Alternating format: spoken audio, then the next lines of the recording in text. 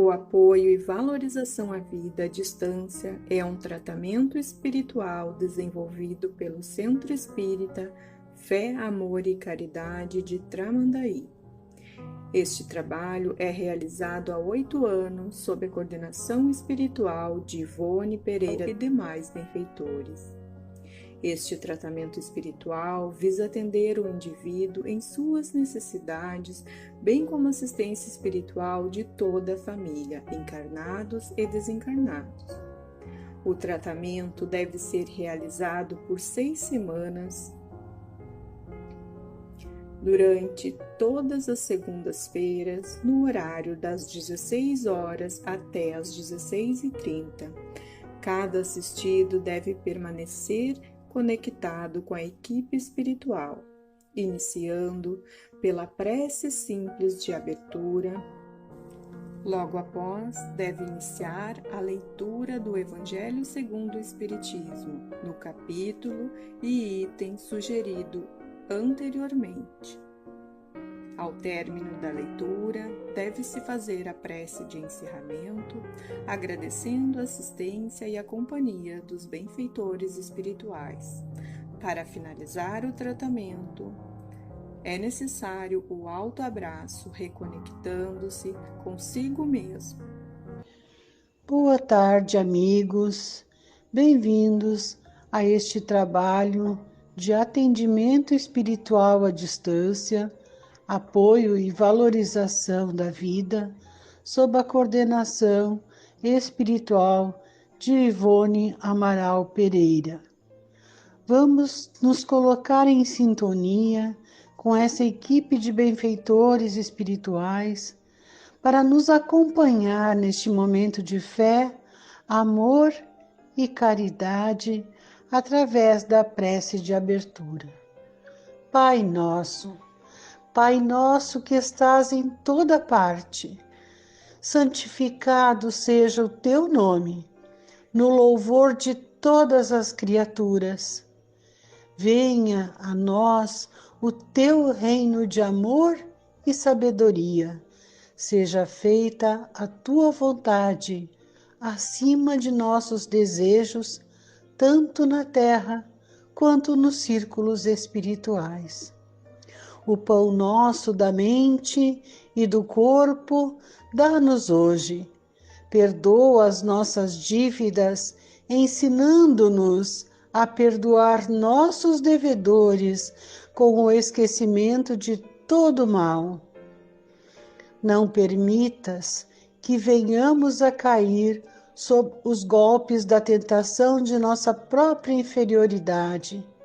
Livra-nos do mal que ainda reside em nós mesmos, porque só em ti brilha a luz eterna do reino e do poder, da glória e da paz, da justiça e do amor para sempre. Assim seja. O Evangelho segundo o Espiritismo, capítulo 12. Se alguém vos bate na face direita, apresentai-lhe também a outra. Tendes aprendido que foi dito olho por olho e dente por dente. Eu vos digo, para não resistirdes ao mal que se vos queiram fazer. Mas, se alguém vos bate na face direita, apresentai-lhe também a esquerda. E se alguém quer demandar convosco para tomar vossa túnica, abandonai-lhe também a vossa capa. E se alguém quer vos constranger e fazer 1000 passos com ele, fazei ainda 2000. Dai àquele que vos pede e não repilais aquele que quer vos tomar emprestado. São Mateus capítulo 5, versículos de 38 a 42. Os preconceitos do mundo sobre o que se convencionou chamar o ponto de honra dão essa suscetibilidade sombria, nascida do orgulho e da exaltação da personalidade, que leva o homem a retribuir injúria por injúria insulto por insulto, o que parece a justiça para aquele cujo senso moral não se eleva acima das paixões terrestres. Por isso, a lei mosaica dizia: olho por olho, dente por dente. Lei em harmonia com o tempo em que vivia Moisés. Cristo veio e disse: retribuí o mal com o bem. E disse mais: não resistais ao mal que se vos queiram fazer. Se alguém vos bater sobre uma face, apresentai-lhe a outra. Ao orgulhoso, esta máxima parece uma covardia, porque não compreende que haja mais coragem em suportar um insulto do que em se vingar, e isso sempre por essa causa que faz com que a sua visão não se transporte além do presente. Entretanto, é preciso tomar essa máxima ao pé da letra? Não mais que aquela que diz para arrancar o olho, se ele for motivo de escândalo.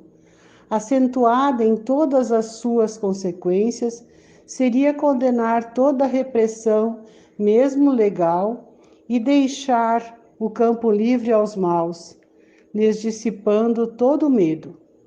Se não se opusesse um freio às suas agressões, logo todos os bons seriam suas vítimas.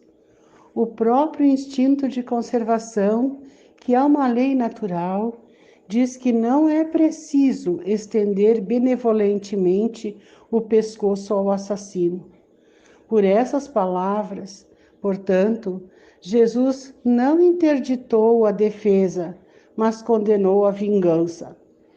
Em dizendo para apresentar uma face, quando a outra for batida, é dizer, sob outra forma, que não é preciso retribuir o mal com o mal, que o homem deve aceitar com humildade tudo o que tende a rebaixar-lhe o orgulho, que é mais glorioso para si ser ferido do que ferir, suportar pacientemente uma injustiça do que ele próprio cometer uma, que vale mais ser enganado do que enganador, ser arruinado do que arruinar os outros. Isto é ao mesmo tempo a condenação do duelo, que não é outra coisa senão uma manifestação do orgulho. Só a fé na vida futura e na justiça de Deus, que não deixa jamais o mal impune, pode dar a força de suportar pacientemente os golpes dirigidos contra os nossos interesses e o nosso amor próprio. Por isso dizemos incessantemente: dirigi vossos olhares para a frente. Quanto mais vos eleveis pelo pensamento acima da vida material, menos sereis magoados pelas coisas da terra. Instruções dos Espíritos. A vingança.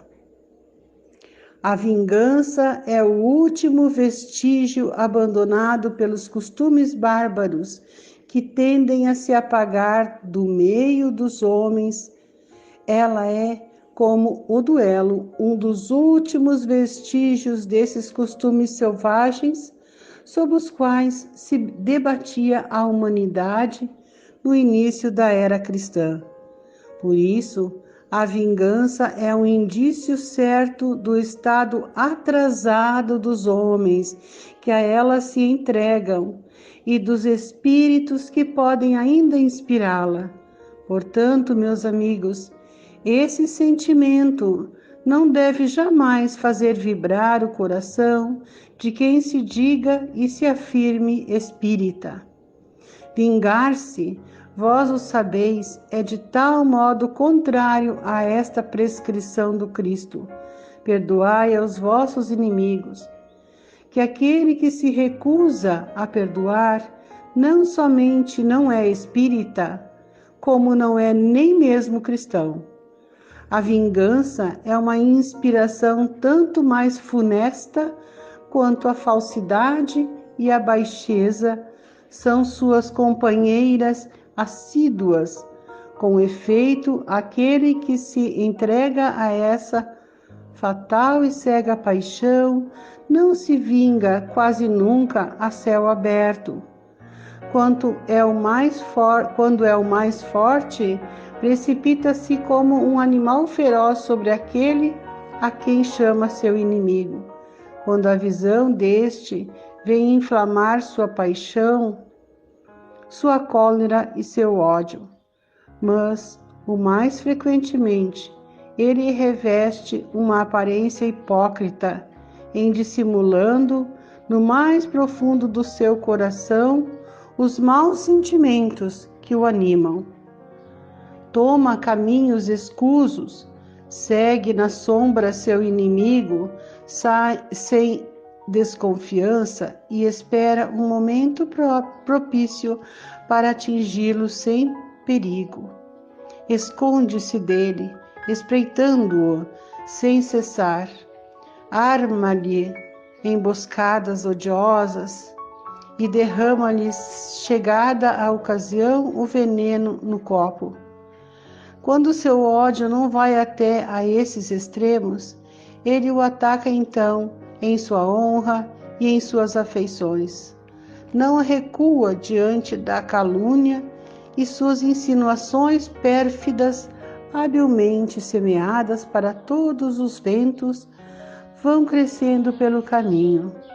Por isso, quando aquele que persegue se apresenta nos lugares onde seu sopro envenenado passou, espanta-se de benevolentes, fica estupefato quando mãos que buscavam a sua, se mais caros e seus parentes, se desviam e fogem dele. Ah, o covarde que se vinga assim é 100 vezes mais culpável do que aquele que vai direto ao seu inimigo e o insulta de rosto descoberto. Para trás, pois, com esses costumes selvagens, para trás com esses usos de outro tempo, todo espírita que pretendesse hoje ter ainda o direito de se vingar, seria indigno de figurar por mais tempo na falange que tomou por divisa. Fora da caridade não há salvação. Mas não, eu não poderia deter-me em semelhante ideia de que um membro da grande família espírita possa jamais no futuro ceder ao impulso da vingança de outro modo, senão para perdoar. Jules Olivier, Paris, 1862. O ódio. Amai-vos uns aos outros e sereis felizes. Sobretudo, tomai a tarefa de amar aqueles que vos inspiram indiferença, ódio e desprezo. O Cristo, de quem deveis fazer vosso modelo, vos deu o exemplo desse devotamento. Missionário de amor, amou até dar o seu sangue e a própria vida. O sacrifício que vos obriga a amar aqueles que vos ultrajam e vos perseguem é penoso, mas é precisamente isso que vos torna superiores a eles. Se vós os odiais como vos odeiam, não valeis mais do que eles. É a hóstia sem mancha ofertada a Deus sobre o altar de vossos corações, hóstia de agradável aroma, cujos perfumes sobem até ele. Ainda que a lei do amor queira que se ame indistintamente a todos os irmãos, não endurece o coração contra os maus procedimentos. Ao contrário, é a mais penosa prova, eu o sei, uma vez que durante a minha última existência terrestre experimentei essa tortura, Mas Deus lá está e pune nesta vida e na outra aqueles que faltam à lei de amor. Não vos esqueçais, meus caros filhos, que o amor nos aproxima de Deus e que o ódio nos afasta dele. Fénelon, Bordeaux, 1861. O duelo. Só é verdadeiramente grande aquele que, considerando a vida como uma viagem que deve conduzi-los a um objetivo, faz pouco caso das asperezas do caminho e não se deixa jamais desviar um instante do caminho reto. O olhar sem cessar dirigido para o objetivo, pouco lhe importa que as sarças e os espinhos da senda lhe ameacem provocar arranhões. Eles o roçam sem atingi-lo e por isso não prossegue menos no seu curso. Expor seus dias para se vingar de uma injúria é recuar diante das provas da vida. É sempre um crime aos olhos de Deus. E se não estivesseis iludidos, como estáis por vossos preconceitos, isso seria uma ridícula e suprema loucura aos olhos dos homens. Há crime no homicídio pelo duelo. Vossa própria legislação o reconhece. Ninguém tem o direito, em nenhum caso, de atentar contra a vida do seu semelhante. Crime aos olhos de Deus, que vos traçou vossa linha de conduta, aqui mais do que por toda parte. Alhures, sois juízes em vossa própria causa. Lembrai-vos de que vos será perdoado, segundo houvesseis perdoado vós mesmos. Pelo perdão vos aproximais da divindade, porque a clemência é irmã do poder, enquanto uma gota de sangue humano correr sobre a terra pela mão dos homens, o verdadeiro reino de Deus não terá ainda chegado. Este reino de pacificação e de amor, que deve banir para todo sempre do vosso globo a animosidade, a discórdia e a guerra. Então, a palavra duelo não existirá mais em vossa língua, senão como uma longínqua e vaga lembrança de um passado que se foi. Os homens não conhecerão entre eles outros antagonismos, senão a nobre rivalidade do bem. Adolfo, bispo de Argel, Marmande, 1861.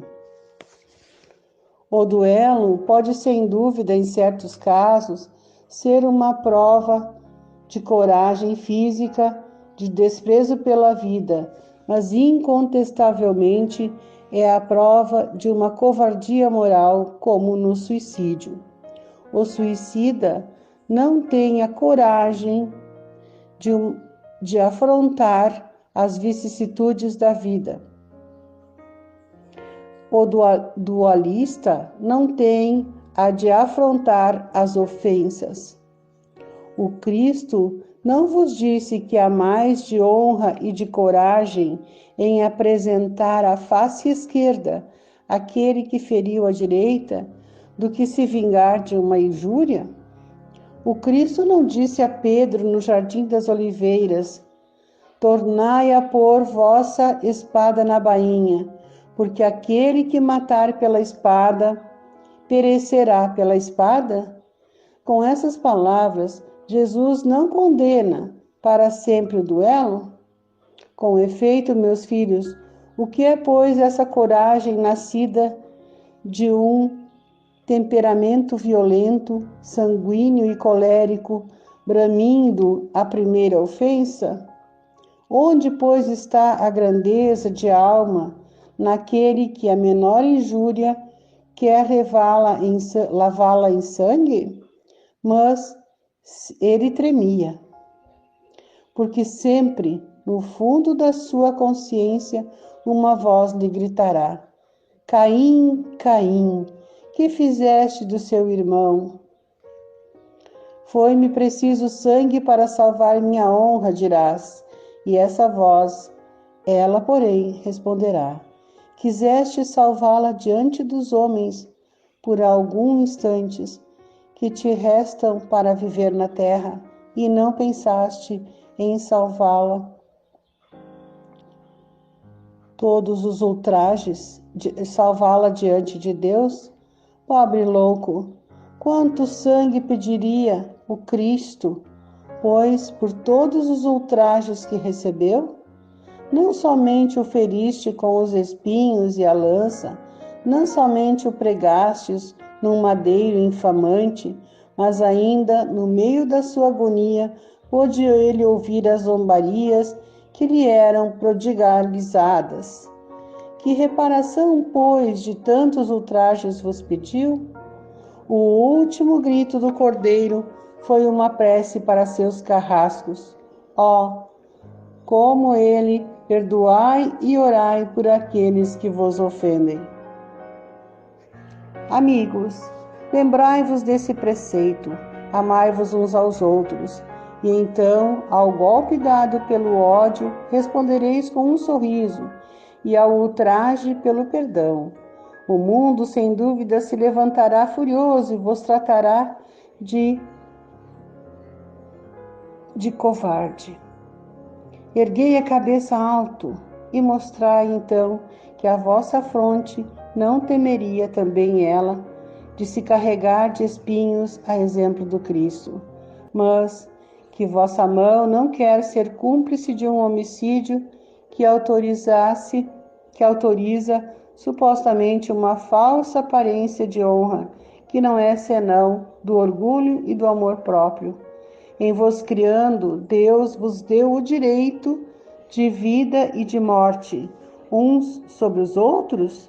Não, ele não deu esse direito, senão à natureza somente, para se reformar e se reconstruir, mas a vós não permitiu de dispordes de vós mesmos. Como o suicida, o duelista estará marcado com sangue quando chegar a Deus, e a um e ao outro o soberano juiz prepara longos e rudes castigos. Se ameaçou com sua justiça aquele que disser ao seu irmão, raca, quanto a pena será bem mais severa para aquele que apareça diante dele com as mãos vermelhas do sangue do seu irmão. Santo Agostinho, Paris, 1862. Finalizamos este momento agradecendo o apoio de nossos amigos espirituais que nos acompanharam, seguindo confiantes e perseverantes na valorização de nossa vida e no Evangelho de Jesus, com a prece aos espíritos protetores do Evangelho segundo o Espiritismo. Espíritos sábios e benevolentes, mensageiros de Deus, cuja missão é assistir os homens e conduzi-los no bom caminho, sustentai-me nas provas desta vida, dai-me a força de suportá-las sem murmurar. Desviai de mim os maus pensamentos e fazei com que eu não dê acesso a nenhum dos maus espíritos que tentarem me induzir ao mal. Esclarecei minha consciência sobre meus defeitos e elevai de sobre meus olhos o véu do orgulho que poderia impedir-me de os perceber e confessá-los a mim mesmo. Vós, sobretudo, meu anjo guardião, que velais mais particularmente por mim, e vós todos, espíritos protetores, que vos interessais por mim, fazei com que me torne digno da vossa benevolência.